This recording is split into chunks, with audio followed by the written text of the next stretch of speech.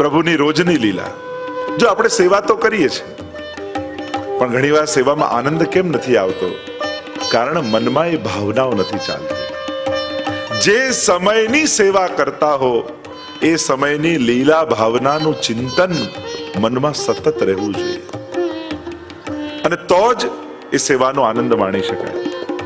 મંગળા કરાવીએ તો છે, પણ આપણે જ્યારે મંગળા થઈ રહી છે ત્યાં હોતા નથી, અને એટલા માટે આનંદ નથી થતો. यहाँ हरिराय महाप्रभु जी हमको विवेक समझाएंगे, भावना समझाएंगे कि सेवा करती समय हाथ कई रीते चलावा, कयो क्रम करवो એ આપણે જાણીએ છીએ. હરિરાયજી કહે છે એની સાથે સાથે મન કેમ ચલાવવું એ પણ તમને સમજાવું.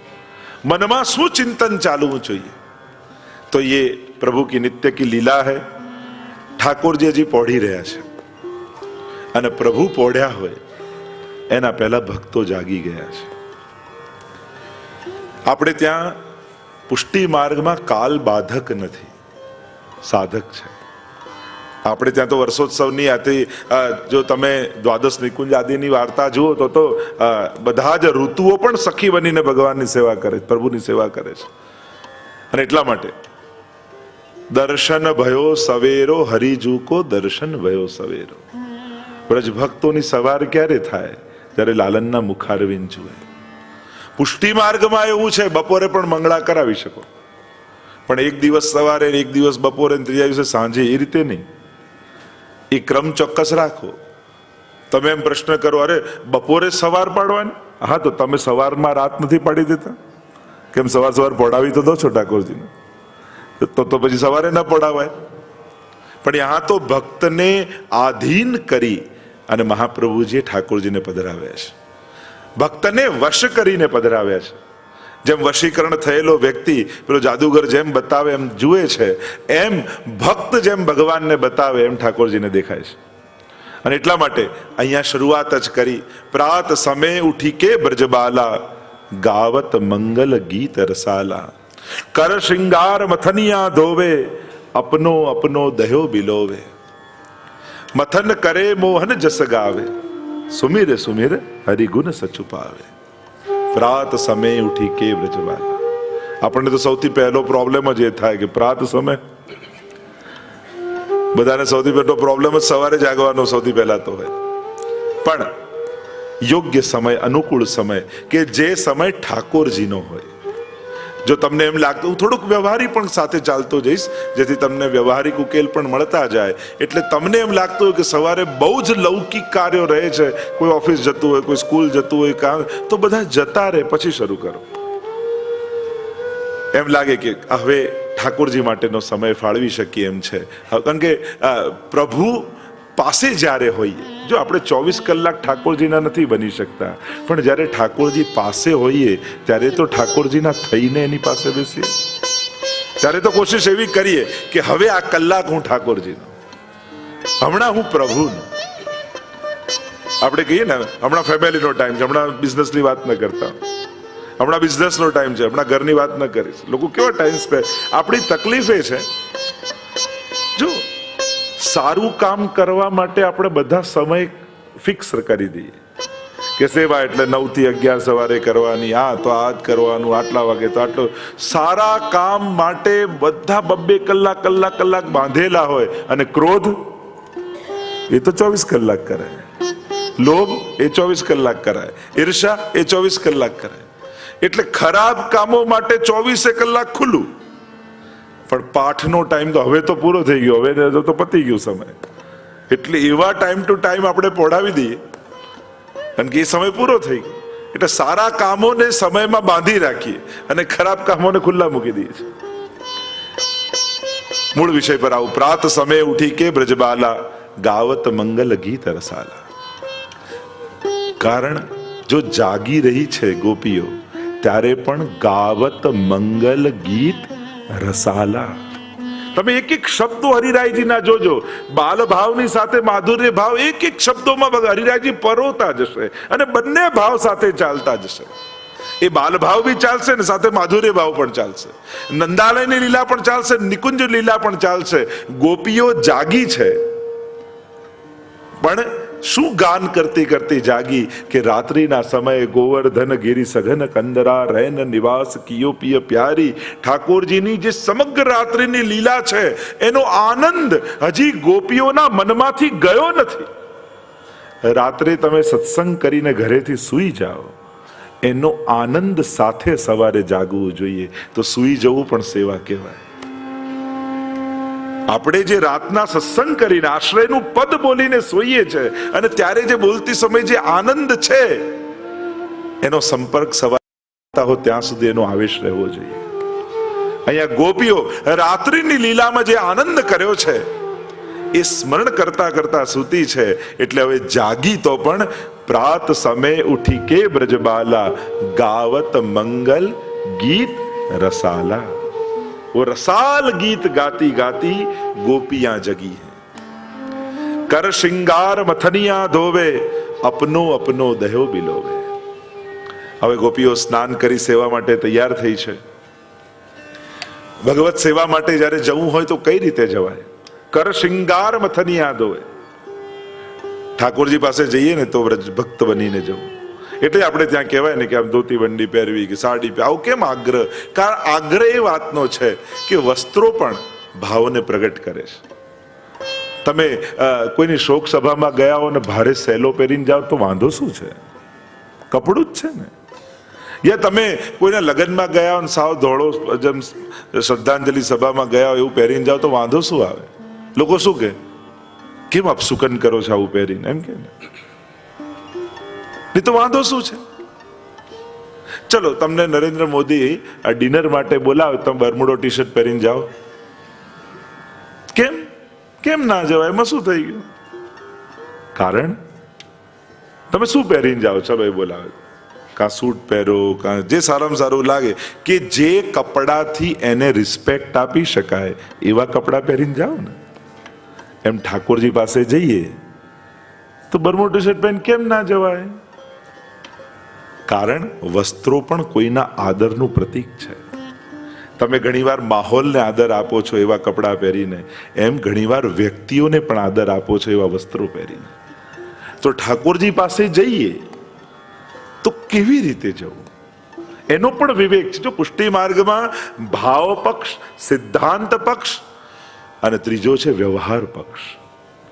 એ પણ બહુ મહત્વનો પક્ષ છે. કારણ કે 84-252 તમે જ્યાં જ્યાં જોશો કોઈના ભાવમાં કોઈ કમી નથી, સિદ્ધાંતમાં કમી નથી, પણ જ્યાં જ્યાં વ્યવહાર પક્ષ ચૂક્યા ત્યાં અપરાધ થયો છે. તમે વાર્તા સાહિત્યમાં અનેક જગ્યાએ તમે જોશો જ્યાં જ્યાં વૈષ્ણવ વ્યવહાર ચૂક્યા છે, બાકી એમના ભાવમાં કોઈ સંશય કરી શકાય એમ નથી. અને એટલા માટે બહુ મહત્વનો પક્ષ છે પુષ્ટિ માર્ગમાં વ્યવહાર પક્ષ. સૌથી સારી સ્કૂલ કઈ કહેવાય? જો કોર્સ તો ઘણીવાર બધાને સરખો હોય, કે જ્યાં ડિસિપ્લિન સારું હોય ને એ સ્કૂલ બહુ સારી હે ને.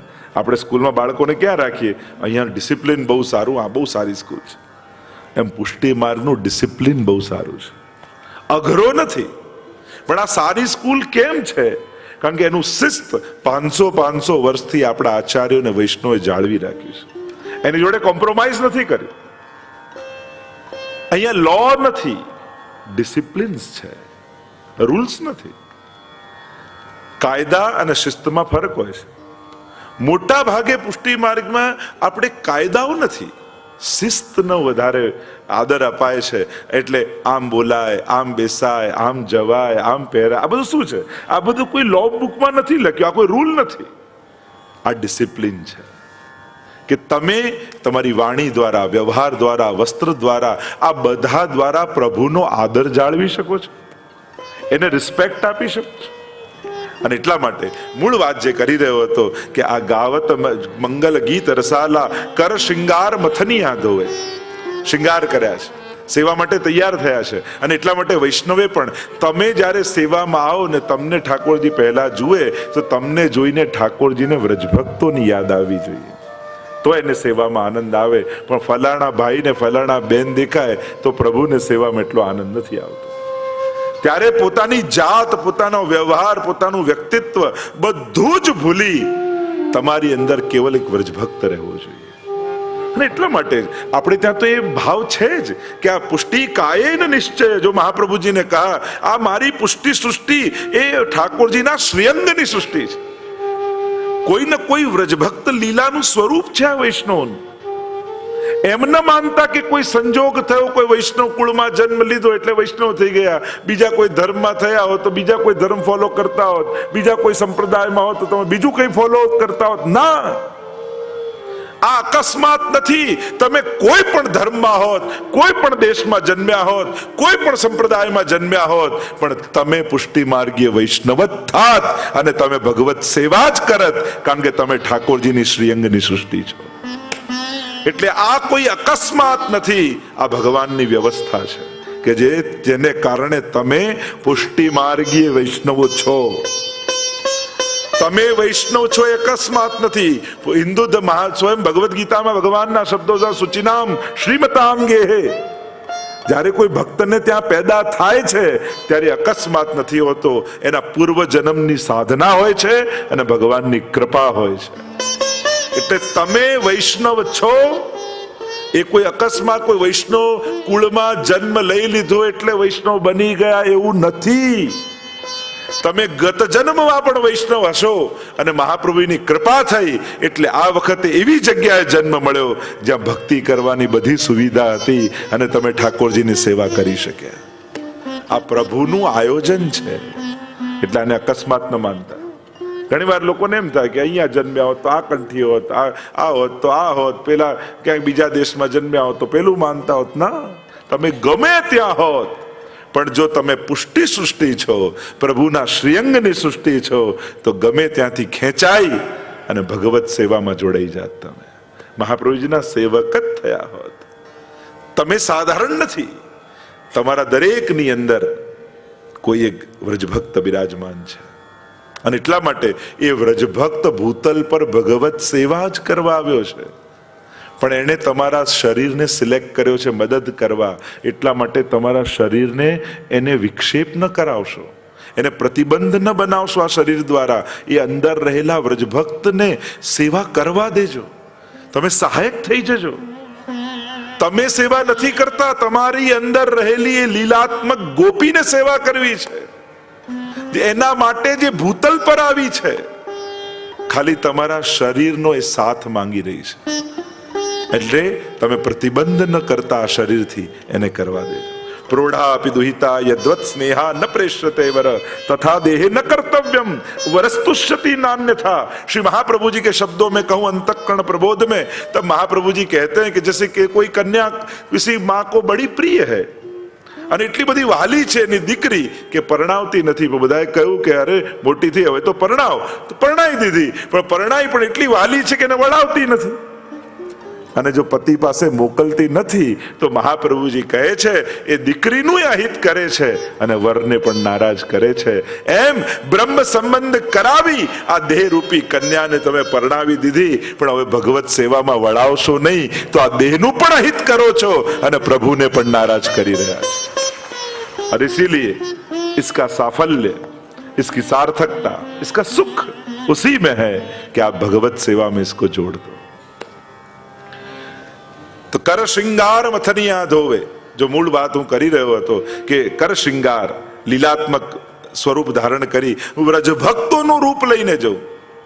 ઠાકોરજી પાસે જ્યારે પણ જઈએ, જો આપણે ત્યાં એક ક્રમ છે, સ્નાન કરી ચરણામૃત લેવામાં, ભાઈઓ તિલક આદિ કરે, બહેનો ટીકી આદિ કરે, અને જે રીતે આપણે ત્યાં આખો જે ક્રમ બતાવવામાં આવ્યો છે, હમણાં એમાં વિસ્તારમાં નહીં જવું, પણ આખું વ્રજભક્તો આપણે પાંચે તત્વોની શુદ્ધિ કરી અને પછી સેવામાં જઈએ છીએ.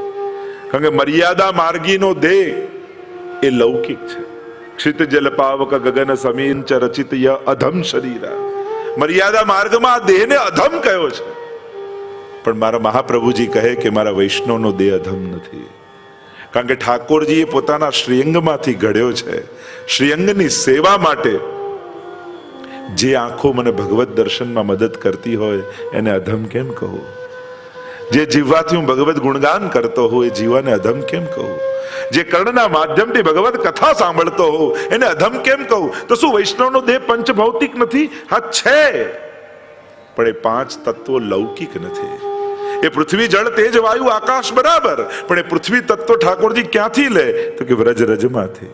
એ જલ તત્વ ક્યાંથી લે? તો કે યમુનાજીમાંથી. એ તેજ તત્વ ક્યાંથી લે? તો કે શ્રી વલ્લભમાંથી. એ વાયુ તત્વ ક્યાંથી લે? તો કે શ્રી ગિરિરાજમાંથી. આમ આપણે ત્યાં પાંચે તત્વોની અલૌકિકતા બતાવી છે, અને એટલા માટે વૈષ્ણવનો દેહ લૌકિક નથી. એટલે સદા વૈષ્ણવે ધ્યાન રાખવું, તમે આ ભૂતલ પર છો, બ્રહ્મ સંબંધી છો, મહાપ્રભુજીના સેવક છો, તો આ દેહ તમને ઠાકોરજીએ ભગવત સેવા માટે આપ્યો છે. એટલે તમે તૈયાર પણ થાઓ છો પ્રભુને રાજી કર. દયારામભાઈના પ્રસંગમાં આવે ને કે જ્યારે હવેલીમાં જાય તો ખૂબ તૈયાર થઈને જાય, લૌકિકમાં જાય તો સાવ ફાટેલા વસ્ત્રો. તો પૂછ્યું આવું કેમ? તો કે આ સંસારમાં તૈયાર થઈને જઈશ તોય લોકો ઈર્ષા કરશે, પણ ઠાકોરજી સામે તૈયાર થઈને જાઉં તો મારો ઠાકોરજી મને જોઈને રાજી થાય, એને આનંદ થાય, એને ગમે. વ્રજભક્ત બનીને જાઉં. આ ધોતી વંડી પહેરીએ ને આખો ભાવ જ બદલાઈ જાય. અને એટલે કર શૃંગાર મથનિયા ધોવે, અપનો અપનો દેહો બિલોવે. અને હવે ગોપીજનો સામગ્રી સિદ્ધ કરવા લાગ્યા, કારણ કે ઠાકોરજીને જ્યારે હજી જગાવવાના બાકી છે, અને એક મંગળાના ક્રમમાં ઘણા વૈષ્ણવ એવું કરતા હોય, પહેલા ઠાકોરજીને જગાવી દે ને પછી દૂધ ગરમ કરવા જાય. આવું ન થાય. પહેલા બધી તૈયારી થઈ જાય, પછી અમારા લાલન જાગે છે. અને આમ અપનો અપનો અપનો દેહો બિલોવે, મથન કરે મોહન જસ ગાવે, સુમિર સુમિર હરિગુણ સચુપાવે. અને સામગ્રી બનાવતા જાય હાથથી, અને મનથી પ્રભુની લીલાઓનું સ્મરણ કરતા જાય છે. મથન કરે મોહન જસ ગાવે, સુમિર સુમિર હરિગુણ સચુપાવે. અને જે ગુણ ગાય છે એ ગાતા ગાતા મનમાં ખૂબ સુખ થાય છે. અને એટલા માટે જ્યારે સેવા કરો, સાથે સાથે ભગવદ લીલાઓનું ચિંતન કરો. તમે સામગ્રી કરતા હો, જે કંઈ પણ કરો, સેવાની તૈયારી પણ ભગવત સેવા જ છે. તમે શાક બનાવીને ધરો એ તો સેવા, પણ ખરીદવા જાઓ એ પણ સેવા. સેવાની તૈયારી પણ સેવા કહેવાય. પણ એ સમયે પ્રભુની લીલાઓનું ચિંતન કરતા જવું, જેથી મન પ્રભુની લીલાઓથી આપલાવિત રહે, મનને ક્યાંય સંસારમાં જવાની ઈચ્છા ન થાય. તો મથન કરે મોહન જસ ગાવે, નાગણ ગાન કરતા કહ્યું, માખન મિશ્રી દહીં મલાઈ, કશુક મનોરથ કે પકવાન, હાર સંજોવતી સુંદરી વાન, પ્રાત समय ઉઠ કે બ્રજમાલા, ગાવત મંગલ ગીત રસાલા. એક સાથ ગાય. प्रात समय उठ के ब्रजबाला, गावत मंगल गीत रसाला. મેં એવું સાંભળ્યું છે કે મુંબઈના વૈષ્ણવ ગાય બહુ સારું. આવ દેખ લેતે. प्रात समय उठ के ब्रजबाला, गावत मंगल गीत रसाला. प्रात કે બ્રજ, ઘરે ઝઘડો થયો ત્યારે જેવો અવાજ નીકળે ને એવો કાઢો. प्रात समय उठी के ब्रजबाला, गावत मंगल गीत रसाला. तो कैसे? अब देखो, दो वस्तु हैं भोग धरवे में. एक है नेक भोग और दूसरा है अधकी की सामग्री. દરેક વૈષ્ણવે એની સેવામાં જો આ લીલાત્મક તો દર્શન કરાવી, સાથે સાથે આપણી સેવાનો પણ ક્રમ, કારણ કે મૂળ આપણો ઉદ્દેશ એ હતો કે લોકોને ભગવત સેવાનું પણ થોડું માર્ગદર્શન મળે. તો સેવાના ક્રમમાં દરેક વૈષ્ણવે એના ઠાકોરજીનો નેક ભોગ નક્કી રાખવો જોઈએ. કે નેક ભોગ કોને કહેવાય? કે કમથી કમ આટલું તો ધરીશું જ. અમારા હવેલીઓમાં પણ, નિધિ સ્વરૂપોમાં પણ નેક ભોગ નક્કી હોય. એમાં રંચક પણ ઓછું ન કરવામાં, આટલું તો કમથી કમ ધરવાનું જ, એને કહેવાય નેક ભોગ.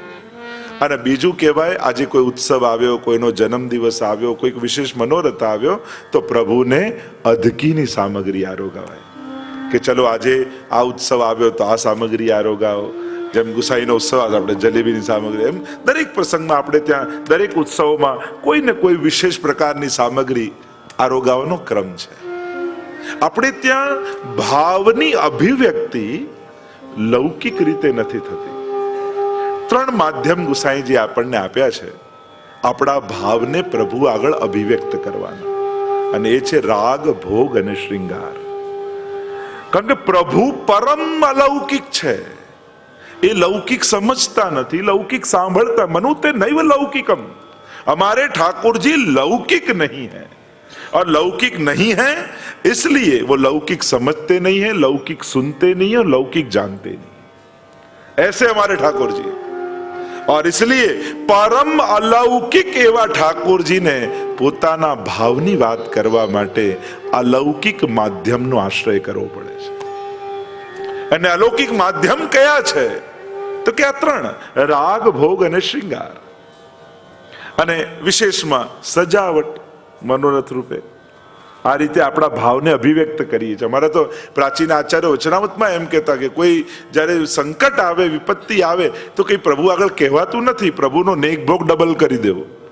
ઠાકોરજીને એમ થાય કે આ ડબલ સામગ્રી કેમ આવે છે, એટલે જાણી લે આપણો કંઈક વિપત્તિ છે ને પ્રભુ દૂર કરી દે.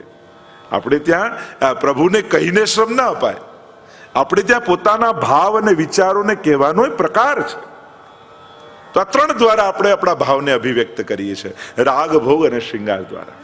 કારણ કે જો આપણે ત્યાં કૃપા પ્રાપ્તિ કઈ રીતે થાય, અને પુષ્ટિ માર્ગનો એક વસ્તુ, એક સિદ્ધાંત સમજી લો કે અહીંયા સીધી ડાયરેક્ટ ઠાકોરજીની કૃપા નથી મળવાતી, અને કદાચ મળે તો એ બહુ સૂકી કૃપા હોય, એ રસાત્મક આનંદાત્મક ન હોય. પ્રભુ તો ત્યારે આનંદ આપે જ્યારે વ્રજભક્તો સાથે કૃપા કરે. એટલે કે પ્રભુના નિજજનોની કૃપા થાય અને પછી પ્રભુ કૃપા કરે તો એ કૃપા ફલાત્મક હોય છે.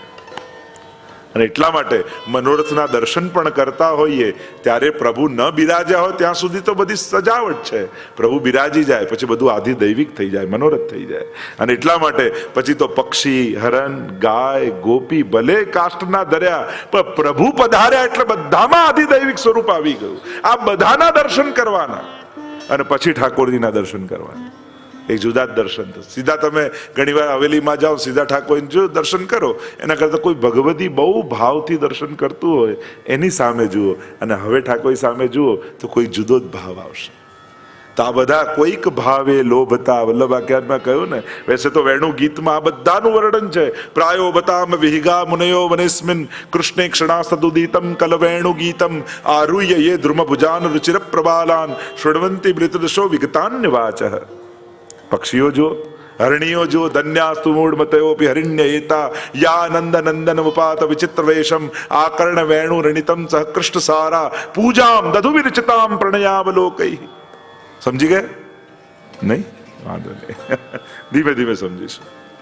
તો આ દરેકનો ભાવ છે. તો વેણુ ગીતમાં જ્યારે અદ્ભુત રીતે વેણુ ગીત પુનઃ યુગલ ગીત કી રસ બરખા બરખાઈ પ્રગટ ભય માર્ગ રીત દિખાય. કેટલી અદ્ભુત ચર્ચા હે. તો આ બધું આધિદૈવિક છે. એટલે કે કૃપા વ્રજભક્તોની કઈ રીતે પ્રાપ્ત કરાય? જેમ તમે ઝારીજી ભર્યા, ઝારીજી ભરી નેવરો લપેટ્યો, અને હવે ઝારીજીને લઈ ઠાકોરજીની સન્મુખ પધરાયા. સાક્ષાત યમુનાજી રૂપ છે. અને યમુનાજીને ભગવત સેવામાં સંયુક્ત કર્યા, પ્રભુની સન્મુખ કર્યા. એટલે યમુનાજીને ખૂબ સુખ થયું, અને યમુનાજી એટલા પ્રસન્ન થયા કે તે મારો ભગવત સેવામાં વિનિયોગ કર્યો, તે મારે પ્રભુની સન્મુખ કરી, તો જા હું તને આશીર્વાદ આપું છું, આવું સુખ તને મળે. તો ઝારીજી ભરીને યમુનાજીની કૃપા લીધી. એટલે આપણે ત્યાં બધી સામગ્રીના ભાવ છે ને, આ ચંદ્રાવજીના ભાવથી, આ સ્વામીજીના ભાવથી, આ લલિતાજીના ભાવથી. આ શું છે? એટલે કે લલિતાજીના ભાવની સામગ્રી તમે પ્રભુને ધરી તો લલિતાજી અતિ પ્રસન્ન થયા, અને એક ક્ષણે તમને આશીર્વાદ આપ્યા કે જે સુખ મને મળ્યું એ તને મળે.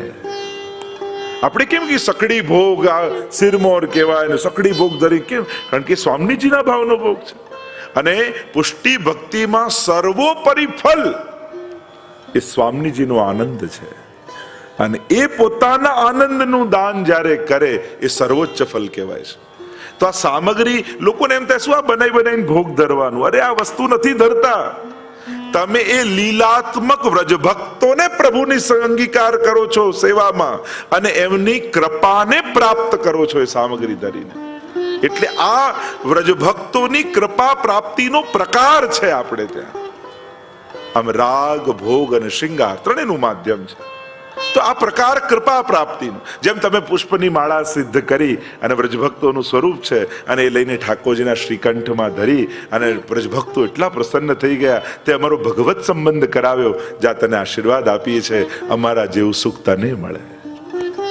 આમ તમે એ જીવોના ભાવાત્મક જે સ્વરૂપો છે એમને ભગવત સેવામાં વિનિયોગ કરી એમની કૃપાના તમે અધિકારી બનો છો. આપણા ભાવની અભિવ્યક્તિનો પ્રકાર છે. તો અલૌકિક એવા પ્રભુને લૌકિક રીતે રીઝવી શકાતા નથી. એટલે રાગ, ભોગ અને શૃંગાર દ્વારા આપણે આપણા ભાવને અભિવ્યક્ત કરીએ. અને એટલા માટે આજે આ શૃંગાર, આજે આવો ક્રમ, ત્રણેય વસ્તુમાં હમણાં એનો વિસ્તારમાં નહીં જવું, પણ રાગનો એવો રીતે કીર્તન સાહિત્યનો ક્રમ છે, ભોગનો જેવો ક્રમ છે એવો શૃંગારનો ક્રમ છે. કારણ કે ઉત્સવમાં બધું જ એક પ્રાસમાં, એક જ રસમાં આવવું જોઈએ. કે જેવો લીલાત્મક સજાવટ હોય, જેનો મનોરથ કર્યો હોય એવા જ શૃંગાર ધરવા જોઈએ. કર્યો હોય પલ્લાનો, એમાં મુકુટ કાચની ધરાવો તો રસાભાસ થઈ જાય.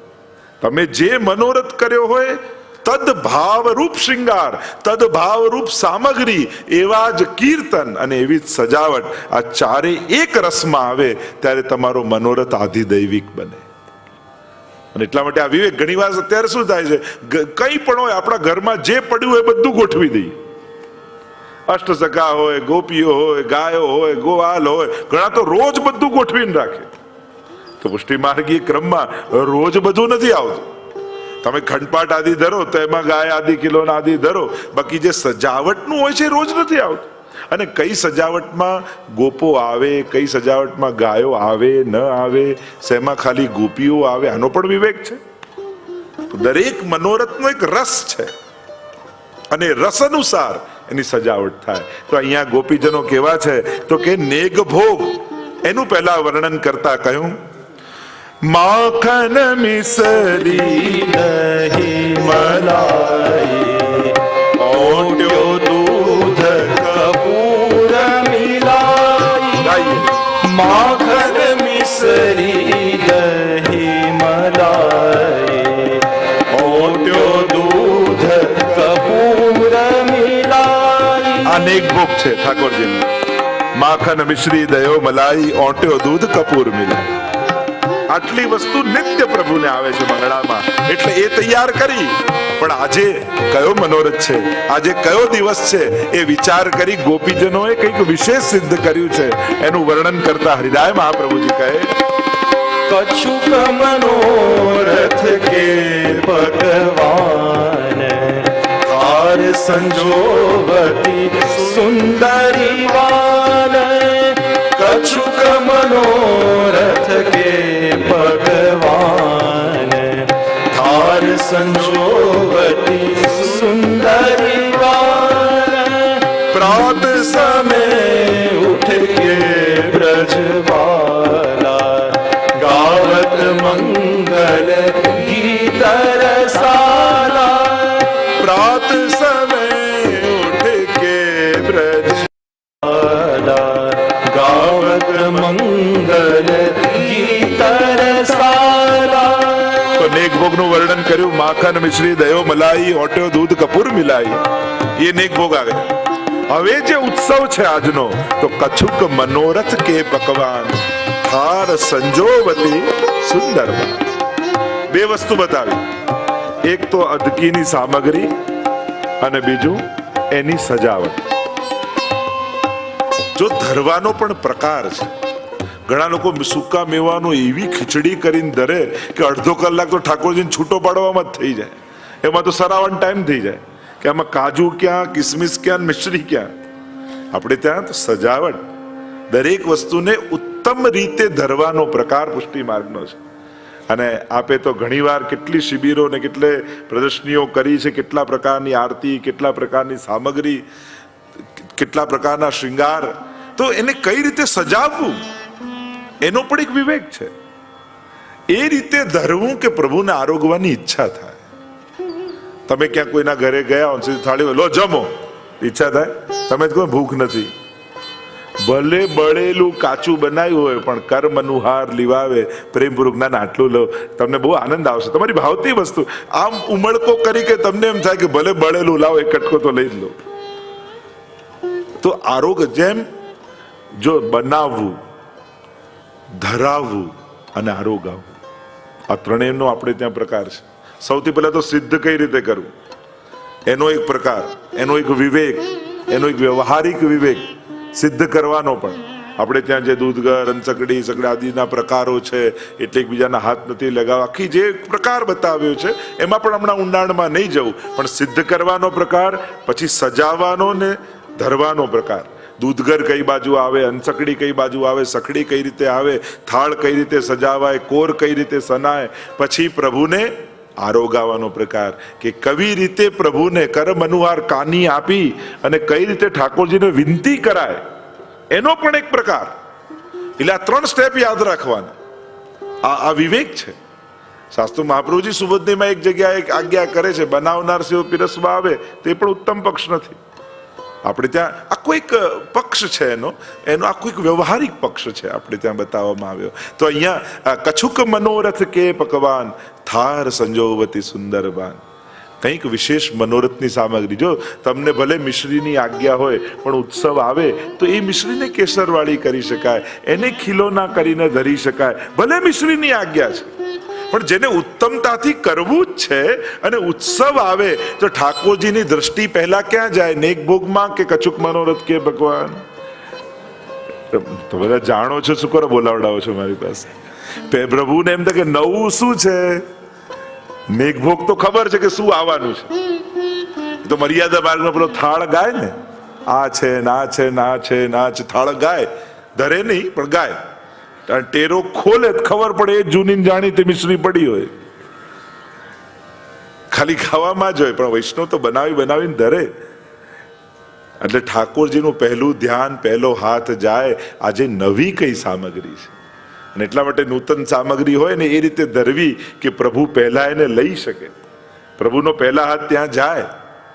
અને એટલા માટે કછુક મનોરથ કે પકવાન, તમારે જે પ્રમાણેની આજ્ઞા હોય, મિશ્રી મેવાની હોય, દૂધગરની હોય, અંચકડીની હોય, સકડીની હોય, પણ એને પણ ઉત્તમ રીતે મનોરથોના દિવસે, ઉત્સવના દિવસે કઈ રીતે કરવી એની તત્પરતા વૈષ્ણવે રાખવી. કછુક મનોરથ કે પકવાન થાર સંજોવતી સુંદરબાન, એને એવી સુંદર રીતે શણગારી છે અને સજાવીને ઠાકોર આપણે અન્નકૂટ આદિમાં નહીં દૂધઘરના થાળ કરીએ, આ કરીએ, કેવી સુંદર બધી સજાવટ કરીએ કે પ્રભુને પણ આરોગવાની કુતૂહલતા થાય, ઈચ્છા થાય. પણ સામગ્રીમાં બને તો એવી વસ્તુ નહીં બનાવી કે જેમ ઠાકોરજીનું સ્વરૂપ હોય અને એ લઈને પછી મોઢામાં મૂકવાનો વારો આવે તો એ ઉત્તમ નહીં.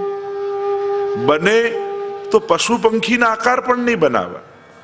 જે વસ્તુ આપણે પ્રસાદ રૂપે પછી મુખમાં મૂકવાની હોય તો તમે કમળ, પુષ્પ આદિ એ બધું કરી શકો, પણ આ એક વિવેક આપણે ત્યાં છે કે એવી વસ્તુ નહીં કરવી, એવો આકારે નહીં કરવો કે જે પછી મુખમાં મૂકીએ તો એક માનસિક અરુચિ પ્રગટ થાય, એ પણ ઉત્તમ પક્ષ નથી.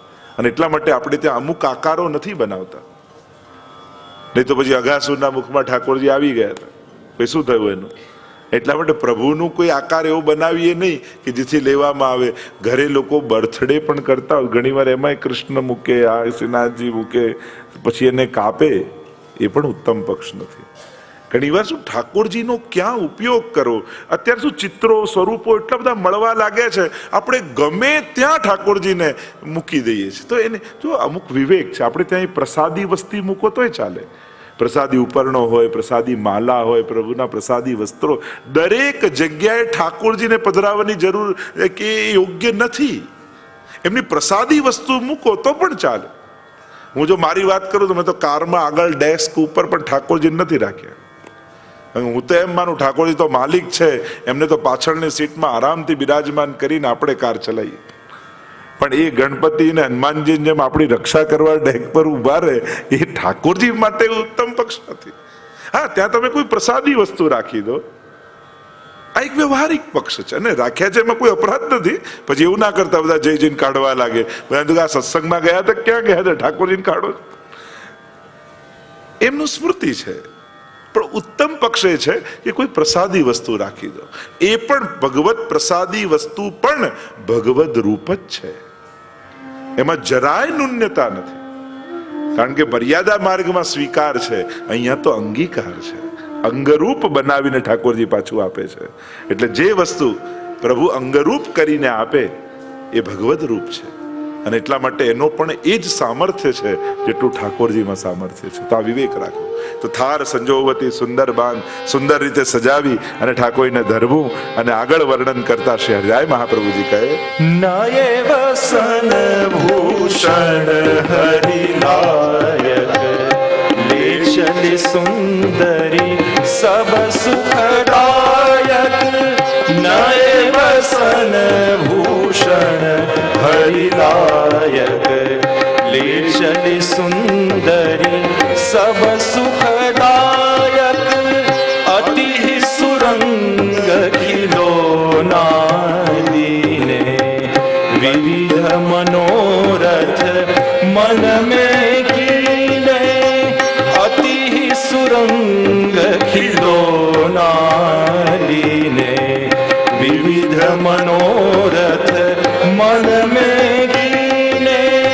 प्रात समय उठ के ब्रजबाला गावत मंगल गीत रसाला. प्रात समय उठ के ब्रजबाला गावत मंगल गीत रसाला. देखो यहाँ गोपियां हमको सब विवेक सिखा रही हैं. પુષ્ટિ માર્ગને સમજો સાવ સહેલી વાત.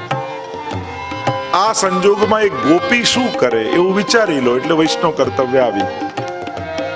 હું તો હંમેશા એમ માનું કે આપણા લૌકિક પ્રશ્નોના ઉકેલ પણ વ્યક્તિ બનીને નહીં કાઢવા, વૈષ્ણવ બનીને કાઢવા, તો જલ્દી શાંતિ જીવનમાં આવશે.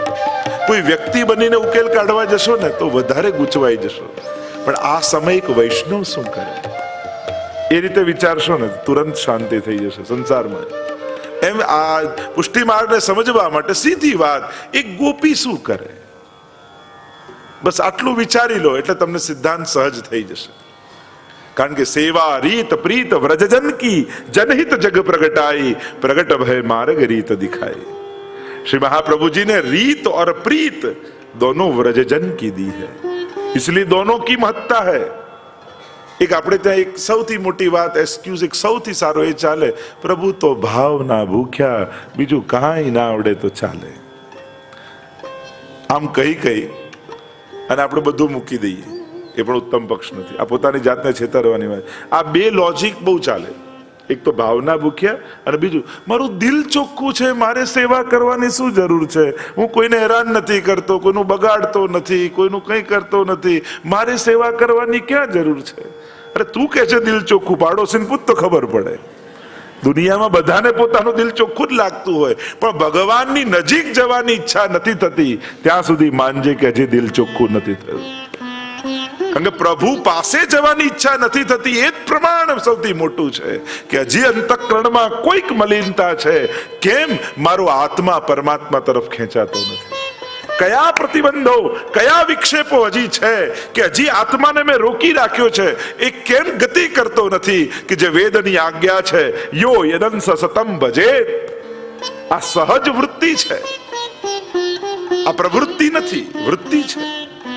સેવા એ વૈષ્ણવની પ્રવૃત્તિનું નામ નથી, એ વૈષ્ણવી વૃત્તિનું નામ છે. પ્રવૃત્તિમાં તો થાકી જશો, જલ્દી થાકી જશો, કારણ કે એક્ટિવિટી માનશો ને તો થાકી જશો, પણ એ તમારી વૃત્તિ બની જશે ને, તમારો સ્વભાવ બની જશે, પછી તો વધારે ને વધારે કરવાની ઈચ્છા થશે. પછી તો આનંદ અધિક ને અધિક થઈ જશે. કે જ્યારે સ્વભાવ વૃત્તિ બની જાય, પ્રવૃત્તિ થકવી દે, પણ વૃત્તિ જ્યારે પ્રમાણેનું કાર્ય કરીએ તો એ આનંદ બનેલું રહે. અને એટલા માટે સેવાને પ્રવૃત્તિ ન માનતા, ભગવાને તમને પ્રગટ જ એના માટે કર્યા છે. તમારી કોઈ સમય બચે છે એટલે કરવાની કોઈ એક્ટિવિટી સેવા નથી. તમારી સેવા એ વૃત્તિ છે, વૈષ્ણવનો એ સ્વભાવ છે. એ સેવા કર્યા વગર રહી જ શકતો નથી, નેચર છે. અને એટલા માટે જે વાત કરી રહ્યો હતો હું કે નિત્ય લીલામાં શહેરજાયજી સમજાવે છે કે જે વ્યવહારિક ઉકેલો આપણને સેવા રીત પ્રીત બંનેના બતાવ્યા. રીત અને પ્રીત એટલે રીતે જાણવી અને પ્રીતે જાણવી.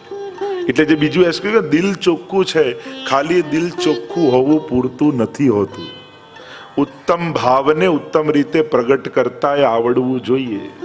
તમને કોઈના માટે બહુ જ પ્રેમ હોય, તમારા ઘરે આવ્યો ને ભારે ડાયાબિટીસ હોય અને તમે એના માટે રસગુલ્લા બનાવીને રાખ્યા છે અને કહ્યું મેં બહુ પ્રેમથી સાચા દિલથી તમારા માટે બનાવ્યા છે, આ 4 તો ખાવા જ પડશે. ખરેખર તમારું દિલ ચોખ્ખું છે, પણ તમે એને સુખ આપ્યું કે દુઃખ આપ્યું? તો દિલ ચોખ્ખું હોવું પૂરતું હોત તો પછી એના માટે સારું હોવું જોઈએ. કેવલ દિલ ચોખ્ખું યા હૃદય શુદ્ધ હોવું પૂરતું નથી. એ કાચા સોના જેવું છે.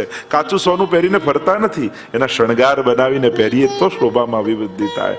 એમ ઉત્તમ ભાવને ઉત્તમ રીતે પ્રગટ કરતા પણ આવડવું જોઈએ. એટલે કોઈ કે અમે તો બોળા, અમને તો ઘણા તો કાયમ નવા, અમે તો નવા ને એટલે એમને ના કહો. 25 હવે કેટલા 20 વર્ષ થયા બ્રહ્મ સંબંધ, હવે કેટલા નવા? ઘણા કાયમ નવા જ બનેલા રે. જ્યારે જાઓ ને અમે તો નવા, અમને તો ખબર ના પડે. પણ નવા ક્યાં સુધી માનવા? કેમ ખબર ના પડે? આ કોઈ રોકેટ સાયન્સ છે કે ના સમજમાં આવે? તમે ડોક્ટર બની જાઓ, એન્જિનિયર બની જાઓ, સીએ બની, કેટલું અઘરું પડે. આ તો સહજ છે. એકવાર ગોપીએ બનીને જુઓ, બધું સમજાઈ જશે. સેવા રીત પ્રીત વ્રજજન કી. પ્રીત અને પ્રીત બંને મહત્વની છે. એટલે પ્રેમ મહત્વનો, એ રીતે રીત પણ મહત્વની, કારણ કે આ વ્રજ ભક્તોની રીત છે. કારણ કે મનનો ભરોસો નથી, આજે લાગે ને કાલે નાય લાગે, પણ રીત પકડી રાખી છે ને તો ઠાકોરજીને એ રીતને કારણે એવું સુખ મળે કે કોઈ વ્રજ ભક્ત લાલ લડાવી રહ્યો હોય. અને તમારી રીત કરવા જશો તો પછી તમારો જવાબદારી સુખની છે. વ્રજ ભક્તોની રીત કરો ત્યાં તમે ગૌણ હોય છો. અને એ રીત શ્રી વલ્લભે બતાવેલી આ વ્રજ ભક્તોની રીત છે. હવે તમે નિત્ય લીલામાં રીતની વાત નીકળી તો બીજો પોઈન્ટ કહી દઉં. ઘણી એવી રીત આમાં જે નંદાલયમાં ચાલતી હતી એનું વર્ણન છે, અને વલ્લભના ઘરમાં આમાં ચાલતી ઘણી રીતોમાં ફેર છે.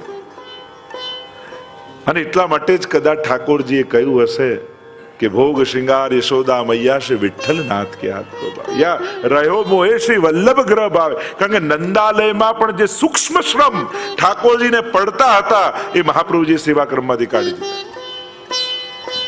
તમે હવે કડવો તેલ તરી રાખ્યો, મિરચન કે શાક, આ બધું ઘણી વાર આપણે ત્યાં સેવા ક્રમમાં નથી આવતું, પણ આમાં છે.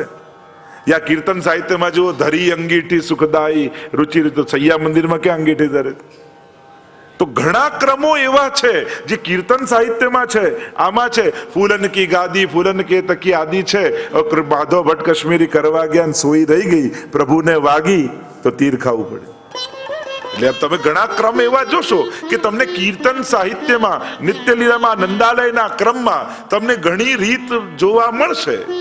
પણ એ મહાપ્રભુજીની રીતમાં નથી, સેવા ક્રમમાં એ કરાતું નથી. એટલે કે જે સૂક્ષ્મ શ્રમ નંદાલયમાં ત્યારે પણ પ્રભુને જ્યારે પડ્યો હતો, મહાપ્રભુજી એ પણ સેવા ક્રમમાંથી કાઢી નાખ્યો. એટલે ઠાકોરજીને પૂછ્યું કે આપને ક્યાં ગમે છે, કોને ત્યાં રહેવું ગમે છે? ત્યારે કહ્યું, રહ્યો મોહે શ્રી વલ્લભ ગ્રહ ભાવે. ભોગ શ્રૃંગાર યશોદા મૈયા શ્રી વિઠ્ઠલનાથ કે હાથ કો ભાવે. મને તો ગુસાઈજીના હાથનું ગમે છે. તું ડરી માખન દૂધ छिपावे, તું સંતાડી સંતાડી થોડું થોડું કાઢીને આપે છે, અને ગુસાઈજી તો જે કંઈ હોય બધું જ ધરી દે છે. અને એટલા માટે જેટલી પ્રીતની મહત્તા એટલી જ રીતની પણ મહત્તા છે. એટલે ખોટી ભ્રમણામાં ન રહેતો કે પ્રભુ ભાવના ભૂખ્યા જેમ ફાવે એમ કરો, એવું આપણે ત્યાં નથી. આપણે ત્યાં રીત અને પ્રીત બંનેની સમાન મહત્તા છે.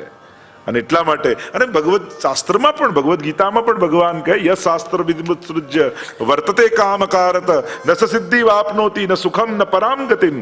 શાસ્ત્ર વિધિને છોડી મનોકલ્પિત રીતે જે કંઈ પણ કરે છે, નથી સુખ મળતું, નથી પરમ ગતિ મળતી, એમ સ્વયં ભગવાનના ભગવદ ગીતામાં વચન છે. અને એટલા માટે રીત અને પ્રીત ભલે થોડું કરો, પણ મહાપ્રભુજીની રીતથી. અહીંયા હરિરાય મહાપ્રભુજી આપણને બંને સમજાવશે. વ્રજ ભક્તોની પ્રીત પણ સમજાવશે અને રીત પણ સમજાવશે. અને એટલા માટે આગળ એમણે કહ્યું, નયે બસન ભૂષણ હરિ લાયક, લેજ ચલી સુંદર સુખદાયક. નયે બસન અને ભૂષણ, વસ્ત્ર અને શ્રૃંગાર. નયે એટલે કે આપણે ત્યાં રોજનો ક્રમ હોય છે અને રોજ નવા નવા વ્રજભક્તો તો સિદ્ધ કરીને ધરે, પણ કેવા હરિલાયક. જો સિદ્ધાંત હરિલાયકમાં છે, બાકી નવા તો કોઈ પણ ધરાઈ શકે, પણ પ્રભુને લાયક એટલે કે જેનાથી પ્રભુની શોભા વધે અને જેનાથી પ્રભુને સુખ થાય એવા. હવે શોભા તો પેલા ફ્રોક જેવા વાઘા સીવેલા આપણે ધરાવી દઈએ તોય દૂરથી સારા લાગે, આપણને જોવા ગમે, પણ પહેર્યા છે એને સુખ છે. તો સેવા જે ખાલી સારું દેખાય એ નથી, પણ સેવ્યને સુખ થાય એનું નામ સેવા છે. એટલે હરિલાયક આ શબ્દમાં બધું જ સમજાવી દીધું. શૃંગારનો, વસ્ત્રનો આખો ક્રમ સમજાવી દીધો હરિરાય મહાપ્રભુજીએ. હરિલાયક સૌથી પહેલી વાત એ કે જે પુષ્ટિ માર્ગીય સિદ્ધાંત પ્રમાણે જે વસ્ત્ર ને શૃંગાર આવતા હોય એ ધરવા. લોકો અમે તો નાથ જ દ્વારાથી લાયા છો, ત્યાં કઈ પુષ્ટિ માર્ગીય મળે જરૂરી નથી. ત્યાં તમારે શોધીને લાવવાનું છે કે આપણે લાયક કયું છે. પ્રભુને ઘૂંટણે ચાલવું હોય તો પગમાં ફસાઈ જાય. આપણે તો જે ચીરા વાઘા આવતા હોય એ જ ધરવાના. ઠાડા વસ્ત્રોના આખા વસ્ત્રોનો ક્રમ, ઠાડા સ્વરૂપોના વસ્ત્રોનો ક્રમ આખો જુદો છે. પણ પ્રભુ લાયક, જે પ્રભુને રૂચે છે ને પ્રભુની રુચિ કોણ જાણે, પ્રભુને શું ગમે કોને ખબર પડે. તો ગુસાઈજી એક જ નામમાં કહી દીધું, શ્રી કૃષ્ણ હાર્દવિદ. श्री महाप्रभु जी का नाम है ना, ठाकुर जी ना हृदय ने जानवा वाला कोई होय तो श्री महाप्रभु जी है. અને મહાપ્રભુજી ઠાકોરજીના સુખને જાણે છે, એમની ઈચ્છાને જાણે છે, એમના હૃદયને જાણે છે. અને એટલા માટે મહાપ્રભુજીએ જે રીત બતાવી છે એ પ્રમાણે સેવા કરવાનો આગ્રહ રાખો. થોડું કરો પણ રીત પ્રમાણે કરો. ઘણું બધું કરી લેવાથી સારું જ થાય એવું નથી, પણ ઉત્તમ પક્ષ જાણીને અને પછી સેવા કરવી. ઘણી વાર આપણા લાલન નાના હોય, લોકો એવા મોટા મોટા વાઘા લઈ આવે, એવા મોટા મોટા શ્રૃંગાર લઈ આવે, અને ઘણી વાર સ્વરૂપ મોટા હોય સાવ નાના નાના લઈ આવે. હરિલાયક પ્રભુને જેનાથી પ્રભુની શોભા વધે. કારણ કે હમણાં સ્વામીજી આવશે ને પછી કહેશે તેરો મુખ નીકો કે મેરો મુખ પ્યારી, તો આવા વસ્ત્રો ધરાવશો ઠાકોરજી ત્યાંથી ભાગી જ જશે. ના ના, સ્વામીજી સામે નથી જવું. આવા આડાવાળા વસ્ત્રો ધરાવો અને તો પછી લીલા ન થાય, લીલા ના થાય તો રસ ન પ્રગટે, રસ ન પ્રગટે તો પછી વૈષ્ણવ એમ જ કે સેવામાં આનંદ નથી આવતો. કારણ કે લીલા જ ન થઈ તો આનંદ ક્યાંથી આવે? એટલે લીલા થવી જોઈએ તો રસ પ્રગટે, રસ પ્રગટે તો આનંદ રૂપે અનુભવ થાય. અને એટલા માટે હરિલાયક આ શબ્દમાં આખો સેવા અને શૃંગારનો ક્રમ જાણી લેજો. મસ્તકના કેવા આવે, પાગ કેવા, આપણે ત્યાં પેલા ફેટા જેવા પેલા પાઘડી જેવી પાગ નથી આવતી, પેલી પાગ ધરાય છે. જાણવું, અમને તો આવું આવડે ને આવું જ કરી એ બહુ નબળો પક્ષ છે, પણ ઠાકોરજીને શું ગમે એવું કરું એ ઉત્તમ પક્ષ છે. મારા ઠાકોરજીને ગમે છે, એમને અષ્ટસખાની વાણી ગમે છે, લાવ એ કરીશ.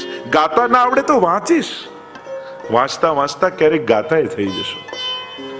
પણ મને આવું આવડે ને આવું જ કરું એ બહુ નબળો પક્ષ કહેવાય. ક્યાં સુધી એ જ પક્ષમાં આપણે અટકેલા રહીશું? અને એટલા માટે વૈષ્ણવે ઉત્તમ પક્ષ જાણીને સેવા કરવી. કે સેવાનો ઉત્તમ પક્ષ કયો? જેમાં પ્રભુને સુખ હોય. ઋતુ પ્રમાણેનો ક્રમ. જો હરિલાયક એટલે ઋતુ પ્રમાણે કયા વાઘા, કયા વસ્ત્ર, કયા શ્રૃંગાર આવે એનો પણ એમાં ક્રમ. આ એક શબ્દમાં બધું જ આવી ગયું. એક તો પ્રભુની શોભાની અભિવૃદ્ધિ, પ્રભુના સુખનો વિચાર અને ઋતુનો વિચાર. કારણ કે યથા દેહે તથા દેવે પુષ્ટિ માર્ગ છે. મર્યાદા માર્ગમાં પૂજા હોય તો ત્યાં બધું થાય. એક નાડા છડી પણ ધરો તો વસ્ત્રમ ઉપસ્ત્રમ સમર્પયામિ થઈ જાય. ઠાકોરજી તો અહીંયા નાડા છડી સામે ફેંકે, તું પહેર તો હું પહેરીને બતાવું. અહીંયા તો તારા કરતા સારું મને જોઈએ, ઉત્તમ જોઈએ. આ વિવેક પુષ્ટિ માર્ગીય ક્રમ છે. તો લેજ ચલી સુંદરી સુખદાયક. અને આ વ્રજભક્તો આ બધું હાથમાં લઈને ચાલે છે અને પ્રભુને સુખ આપવા માટે. અને આગળ કહ્યું, અતિ સુરંગ ખીલો નારીને વિવિધ મનોરથ મન મેરીને. અતિ સુરંગ ખીલો નારીને વિવિધ મનોરથ મન મેં कीने. प्रात समय